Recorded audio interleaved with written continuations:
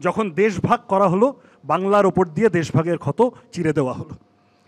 আপনি যদি আন্দামানের সেলুলার জেলে যান দেখবেন সবথেকে বেশি স্বাধীনতা সংগ্রামী বাংলা, তারপরে পাঞ্জাব। কোন দুটো রাজ্য দেশভাগের সময় মাঝখান থেকে ক্ষতিগ্রস্ত হলো? ওখানে পাঞ্জাব, এখানে বাংলা। আপনি এরকম আরেকটা উদাহরণ ভারতে পাবেন না যেখানে একটা বৌদ্ধিক কেন্দ্র 4 দশকের মধ্যে দুবার ভাগ করা হচ্ছে তাকে। 1905-এ একবার, 1947-এ একবার। বাংলার অর্থনীতি ক্ষতিগ্রস্ত হলো, বাংলার সংস্কৃতি ক্ষতিগ্রস্ত হলো, বাঙালি জাতিসত্তাও ক্ষতিগ্রস্ত হলো।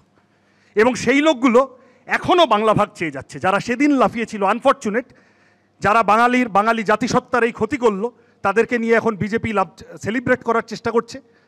আর তাদের ছানাপোনারা এখনও কখনো বলছে উত্তরবঙ্গ ভাগ করো, কখনো বলছে পশ্চিমাঞ্চল ভাগ করো, কখনো বলছে মুর্শিদাবাদ ভাগ করো। ভাগ করার চেষ্টা তারা চালিয়ে যাচ্ছে। চাকাটা খানিকটা ঘুরতে শুরু করলো 77-এর পর। ধান চাষ, পাট চাষ, আলু চাষ, মাছ চাষ, সবজি চাষে 1 নম্বরে বাংলা। গোটা দেশের 3% জমি বাংলার, কিন্তু ভূমি সংস্কার হওয়া গোটা ল্যান্ডের 22% জ্যোতি বসুর বাংলায়। দারিদ্র দূরীকরণে কেরালার পরেই 2 নম্বরে দেশের মধ্যে বাংলা।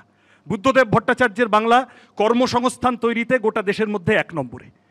বাংলার মানুষ, বাংলাভাষী মানুষ আবার নুব্জ অবস্থা থেকে বামফ্রন্টকে ধরে আবার আস্তে আস্তে এগোনোর কথা ভাবতে থাকলো।